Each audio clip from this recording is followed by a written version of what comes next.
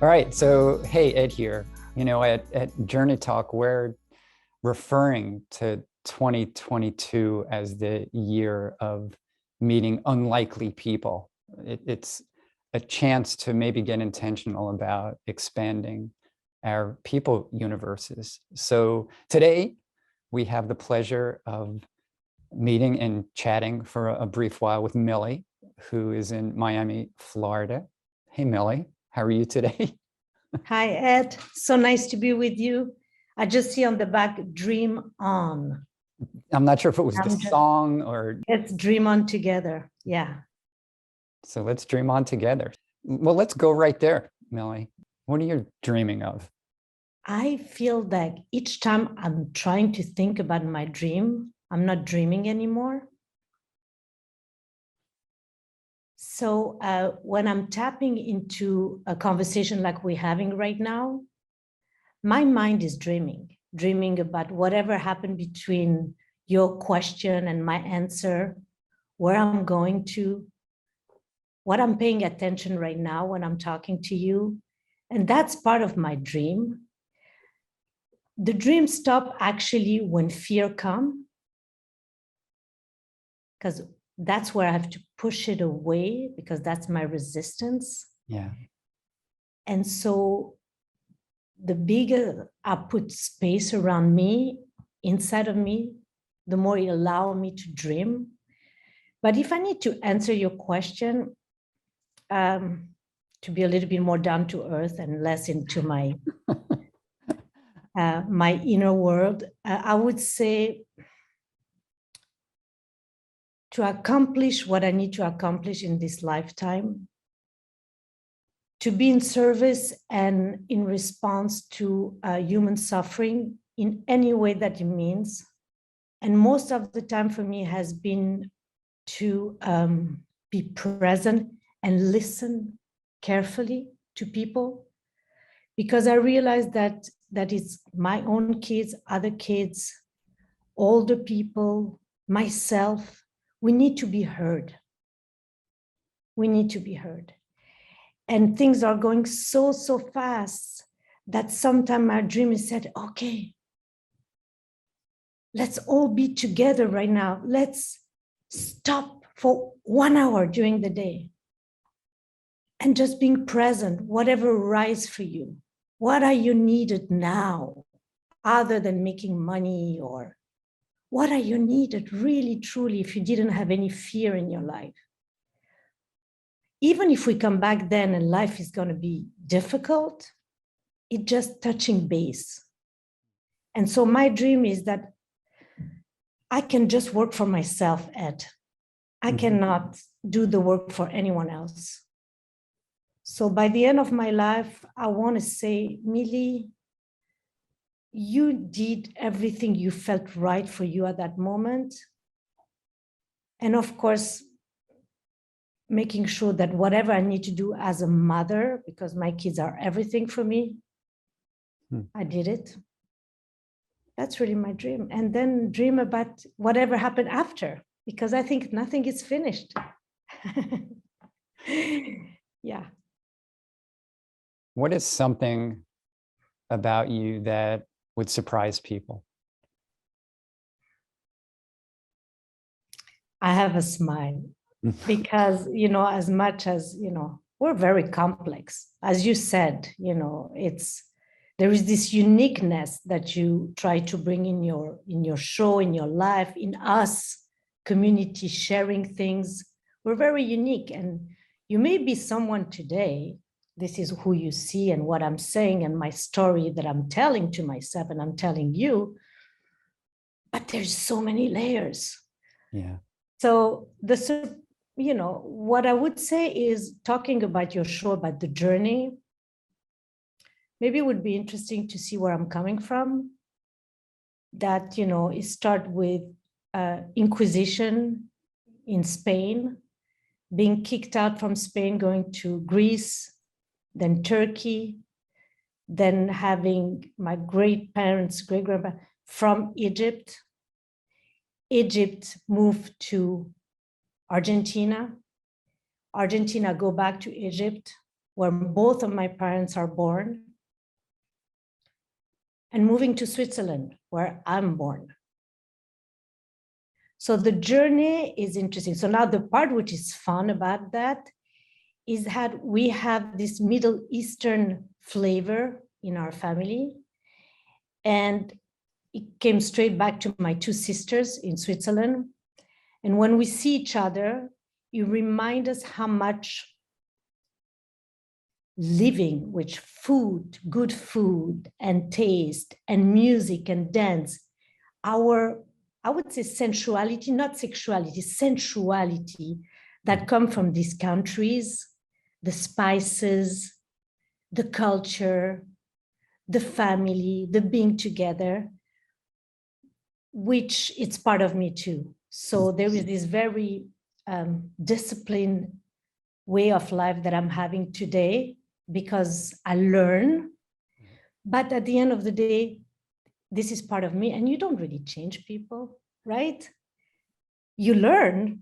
You know, I heard when in your podcast or in your announcement, what you said, you know, you start your journey in one point, but you may come back to the same point. That's exactly that. The more I go around, the more I come back.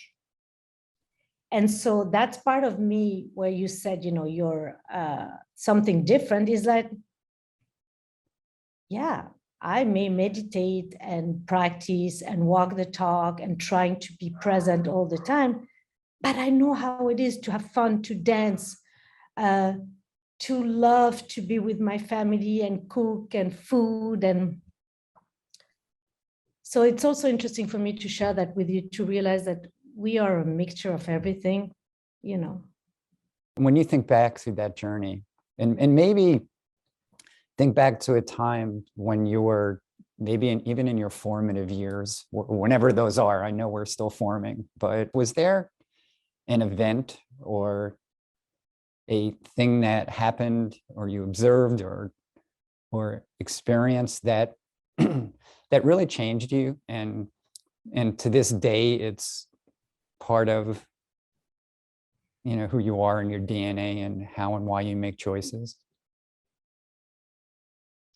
So there is a painful event happen. Painful, you know, relatively, but I know that when we used to be in Switzerland, my father, he was a very hard worker in textile. He was working with China. When he left Egypt, they left everything behind and they have to restart everything in Switzerland. And when he started with his brother, everything again, he also lost everything again 10 years later. And so us, we had a very good life. I was blessed, well, you know, education and everything. My father and my mother gave us anything and everything. So I've been blessed for that. But the blessing came when we lost everything. Because from a huge house, you know, overseeing the lake of Geneva, you know, my mother, beautiful woman, my father, handsome man, clever, always opening their doors to everyone in Lausanne, in Switzerland. You can ask today, they're still alive, but your dad and your mom and your invitation and the food you were serving and your mom, how much she cooked. And suddenly nothing, Ed. And we had to move.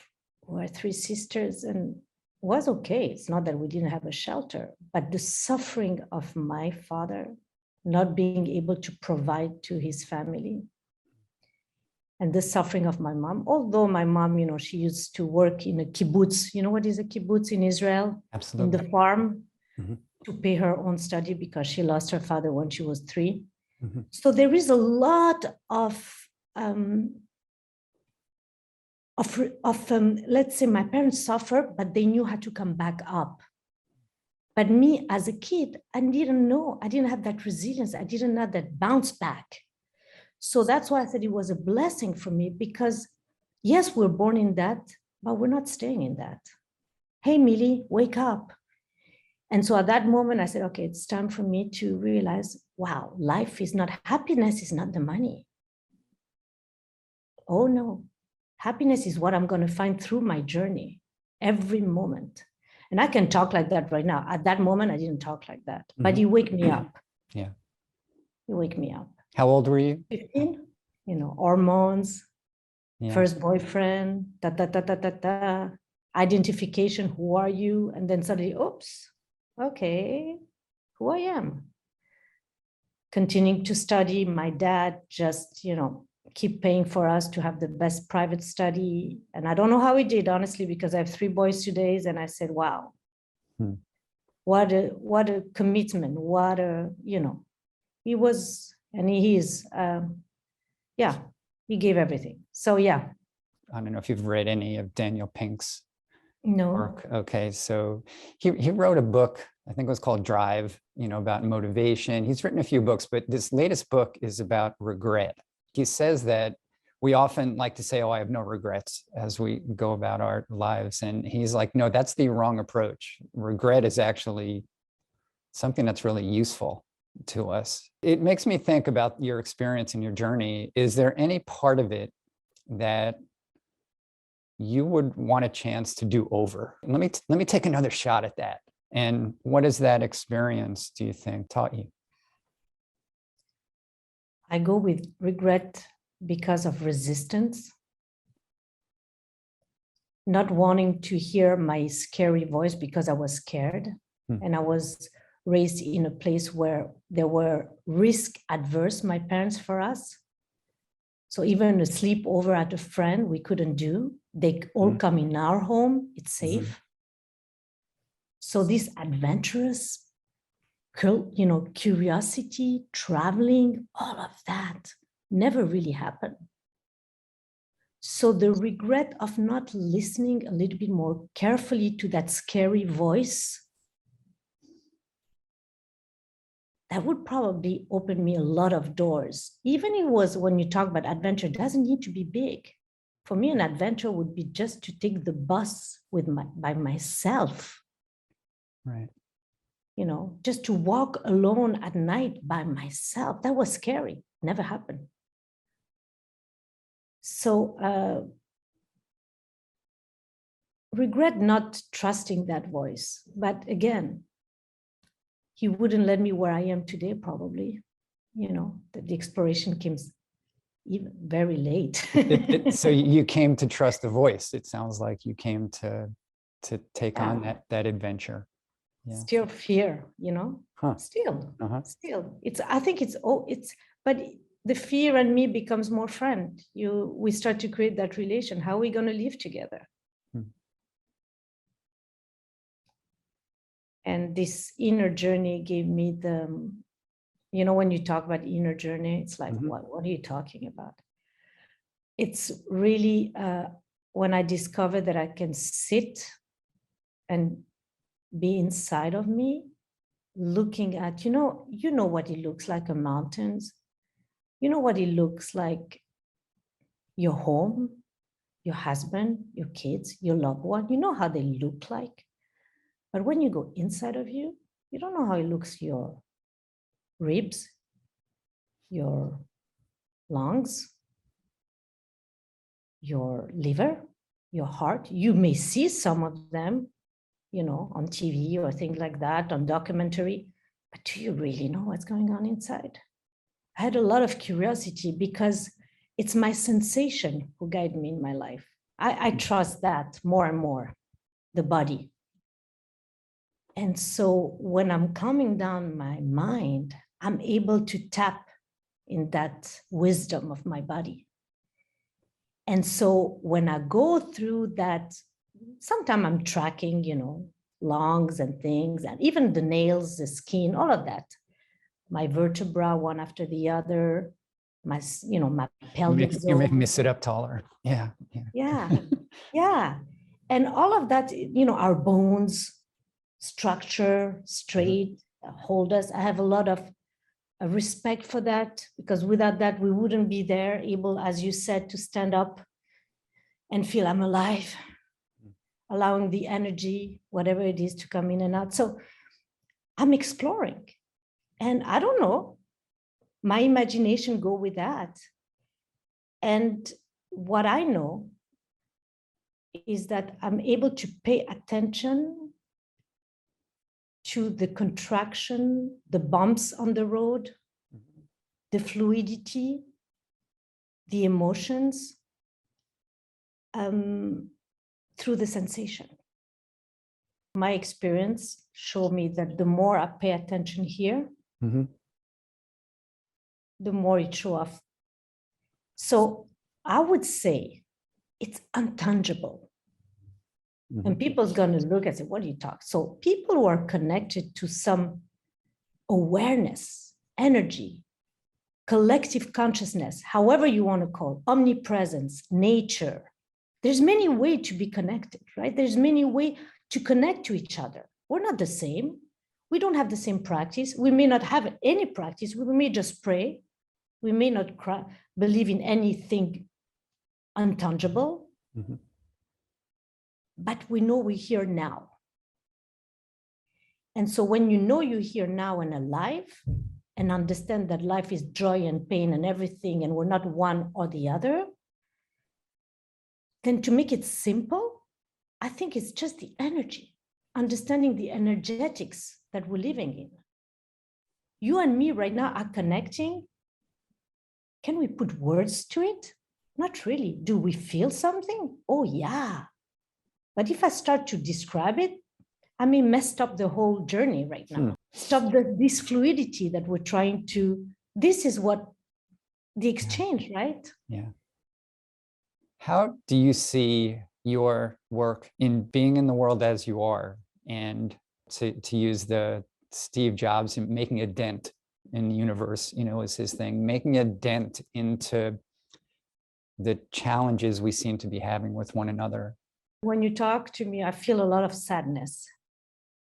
Because yes, this world is where we're living at today is, wow, challenging. And maybe back in time, they had moment with the plague and everything that was as bad as it is today, but different, or I don't know. To answer your question, I want to come back to the fact that Millie is just that and nothing.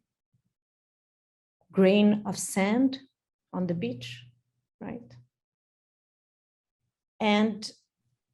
But I'm trying to polishing that grain of sand. I'm trying to make it shine. I have this analogy of, the lighthouse in a very subtle way. Through my work, exploring self-exploration and the coaching that I use as the umbrella to open myself to others, I'm doing the work every day to be able to offer people this safe place where, as you said, it's not easy connecting with people. And I hear them coming to me. Oh, no, I don't have time for that. Oh, no. Oh, no. There's so much fear about everything. And just at the end of the day, come back to our own relationship with ourselves. It's so easy to get connected. When you said it's hard to connect to other people, yes, but it's even harder to connect to ourselves. So when we start to understand, wow, if I have the courage to go through that self-exploration, like you decided to go 6 months on your journey, you were alone, you on the road, right? So that moment, that journey teach you who you are, because there's so much more, because you choose to make a stop in your life and look out of the box and say, wow, nature, connection. Why are we stuck in us? Why we keep suffering with the same stuff? Because believe me, Ed, I'm not saying that I'm understanding. I'm not. And maybe I'm never going to understand because it's greater than us. But I get closer each time.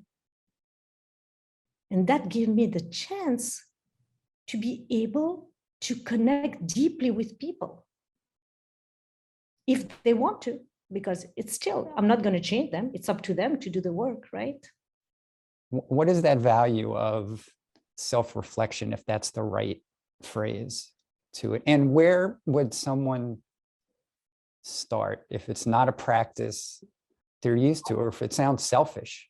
Simple, you said, right? Try to laser for you. I like simple also. Wake up in the morning and acknowledge your first breath, and say, thank you, I'm alive. That's where the journey starts. I'm alive. Whatever happened in your life, you're still breathing. Breath is number one. Water is number two. Food is number three. But breath is number one. Without breath, we don't live. So waking up, because I like practical, it's not woo-woo, waking up.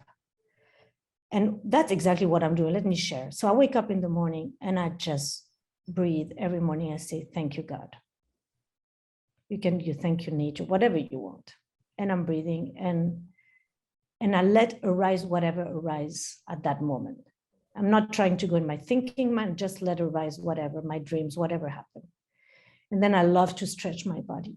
So I stretch my body maybe 5 minutes and then I sit, wash my hands, go to the restroom and sit. Can be 10 minutes, can be 5 minutes, can be 1 hour, can be 2. But I just sit and respect. So to your question, I would say my motivation at every day, because it's not easy, and it's certainly not easier for certain people than others.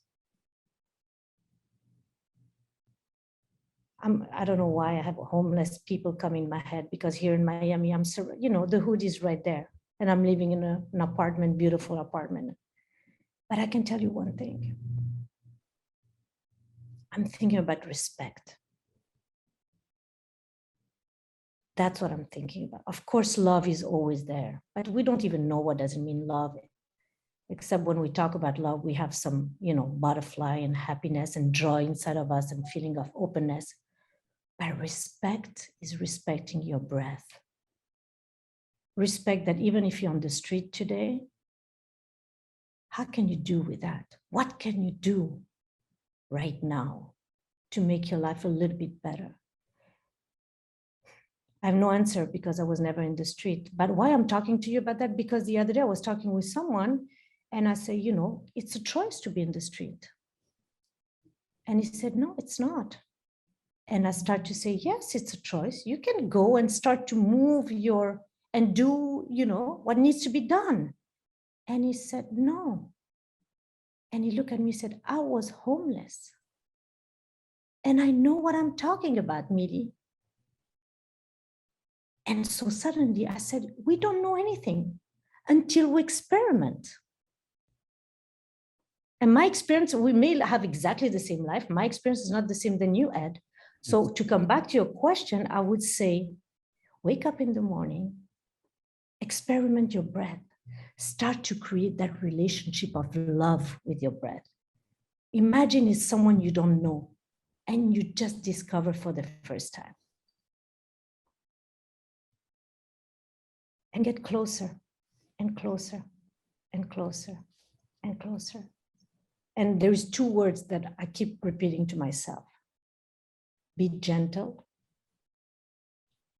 and softening the muscles, and gentle.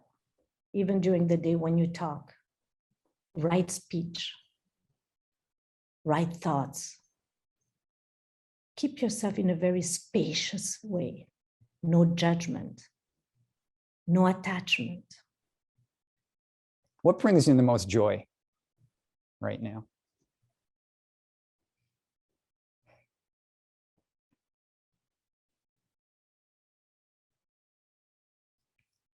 Every time that I take things lightly, can be even, my practice, or reunion of family, right? It's fun, right? But it can turn to be very, even if I have a lot of joy coming up, my family, my boys are coming back from college, we're going to be together. That's where it's take me. It's like, boom, my challenge. wow, now I can prove, this is the material where I can show what I did with my practice. Can I be there and be okay and enjoy? And so I would say to your answer, keep myself curious and playful brings me a lot of joy, because I can experiment every single moment of my life with the up and down of the emotion of my husband, of me, of my sister, of my father, with more another view, but still being able to be curious, with playfulness, with always a little smile. It's like when you like that and you're serious and you said, bring like just a gentle smile to your face. Doesn't mean that, just mean inside of you, a gentle smile. And you see how the body is, it just decompose somewhere, let it go. Yeah. And that's the joy, to be able to do that. As I was listening to you, I was also thinking about all the places you've lived and you've been. You have that sort of global awareness, and I'm curious, if that was a painting, what would the painting look like? That's beautiful said. Yeah, great question, Ed. I think the water is the common denominator. That Egypt with my parents on the beach, talking to me about that. Switzerland with a beautiful lake and mountains, but water always has been very attractive for me, not because I love to swim in the water, because it's healing, because just the sound of the water,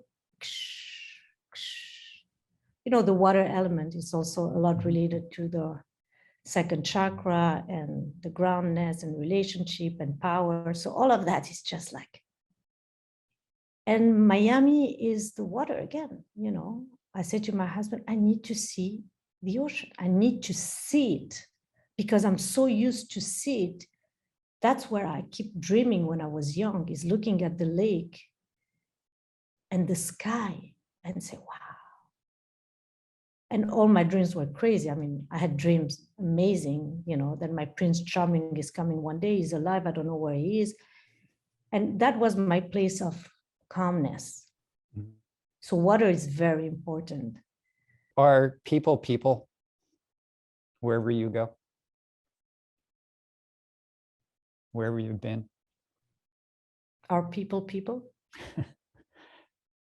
Could you pluck someone out of Switzerland, and aside maybe from language and things like that, same as the person you meet outside today? Oh, I thought that, when I come in Miami, I don't want to have anything to do with any people who speak French. I was like that. I'm separating from that. I need to learn more. Don't bring me back. Then forgiveness come.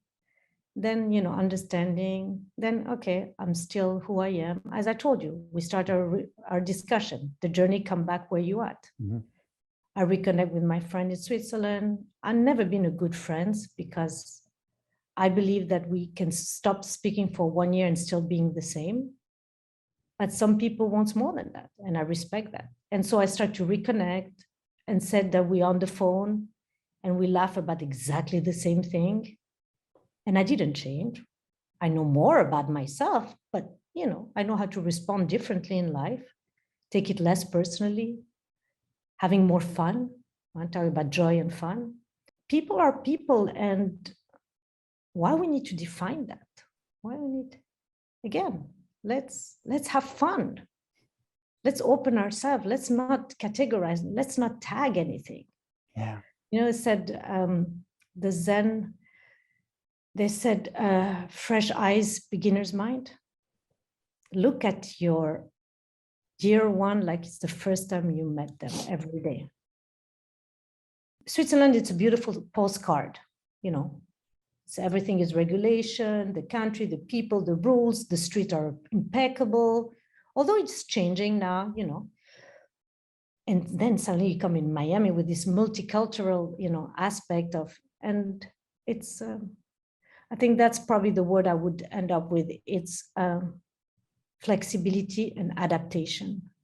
I think if you're able to adapt in your life, you may have less suffering. And in order to adapt, you have to get to know yourself. Because if you don't know who you are, how are you going to adapt? So, yeah. What have we missed that you're feeling? I didn't miss. I think you didn't miss anything. Or even if you miss, I don't care, because I realized being here with you give me whatever time it was, time to listen to my narrative, to update myself, to share maybe with your auditors if there is anything that I may help them in a way or not, or maybe even not, and create more curiosity about it. It just, you allow me to listen to myself. So thank you for that. And the journey is a journey. And I feel like saying, you know, the story I'm telling you today may change in 1 month if I choose to, right? That's the beauty of it. So I love your concept about listening to people's story, their journey, because we may be attached to that journey, but we don't know what is made us for us tomorrow.